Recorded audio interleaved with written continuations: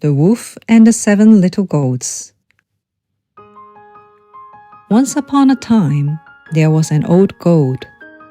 She had 7 little kids and loved them all, just as a mother loves her children. One day, she wanted to go into the woods to get some food, so she called all 7 to her and said, "Children dear, I am going into the woods. Be on your guard for the wolf. If he gets in, he will eat up all of you all, even your skin and hair. The villain often disguises himself, but you will recognize him at once by his rough voice and his black feet." The kids said, "Mother dear, we will take care of ourselves. You can go away without any worries."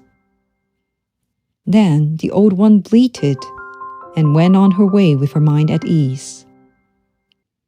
It was not long before someone knocked at the door and called out, "Open the door, children dear. Your mother is here and has brought something for each one of you." But the little kids knew from the rough voice that it was the wolf. "We will not open the door," they cried out. "You are not our mother. She has a soft and gentle voice, but your voice is rough. You are the wolf."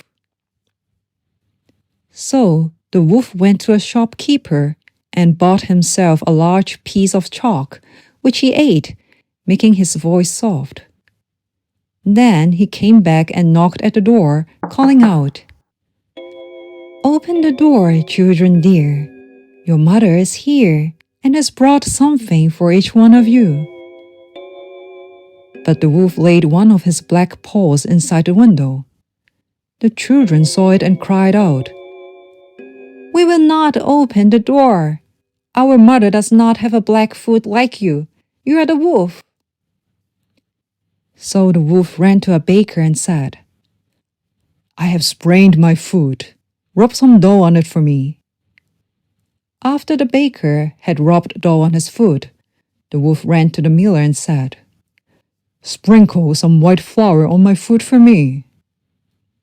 The miller thought, "The wolf wants to deceive someone," and refused to do it. So the wolf said, "If you will not do it, I will eat you up." That frightened the miller, and he made his paw white for him.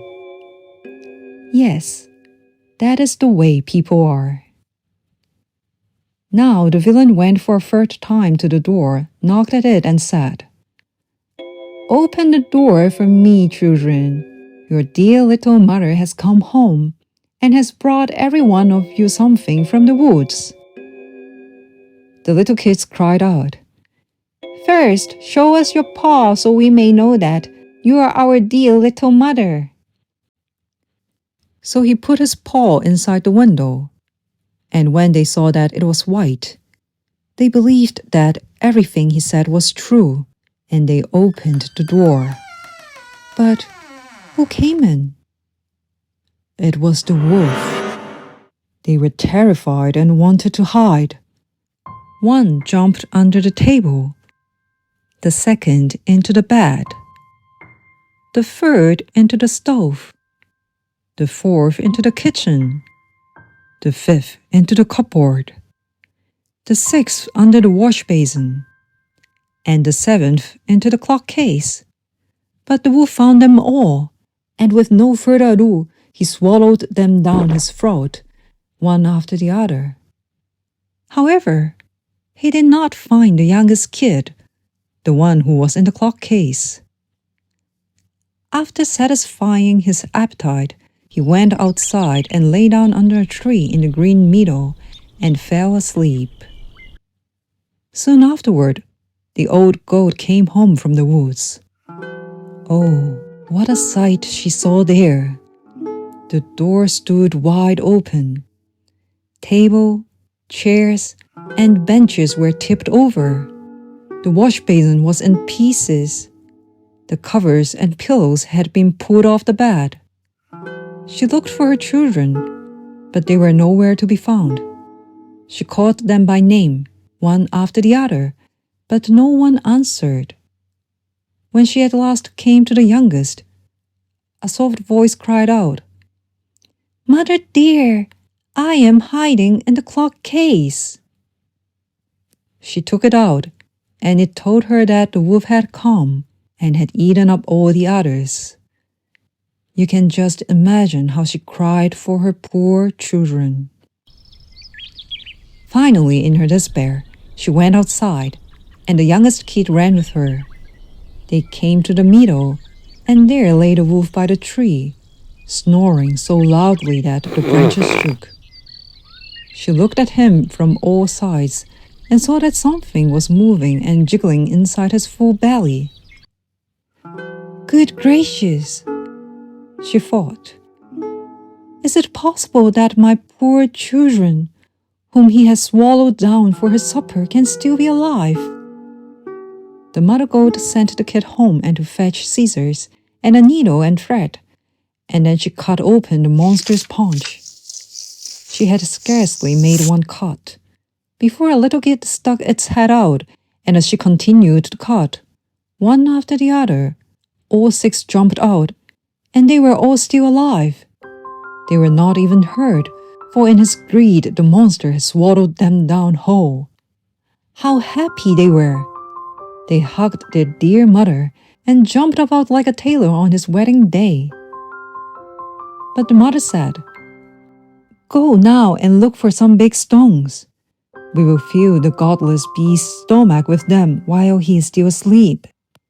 The 7 kids quickly brought the stones, and they put as many of them into his stomach as it would hold. Then the mother hurriedly sewed him up again. He was not aware of anything and never once stirred. The wolf finally awoke and got up onto his legs.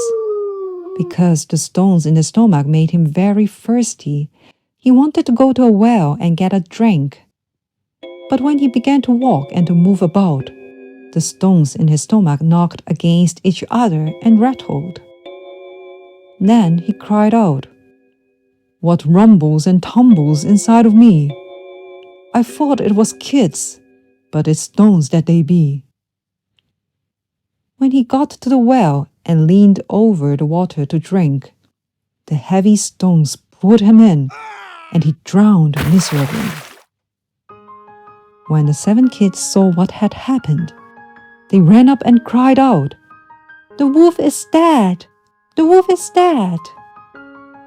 And with their mother, they danced for joy around about the well.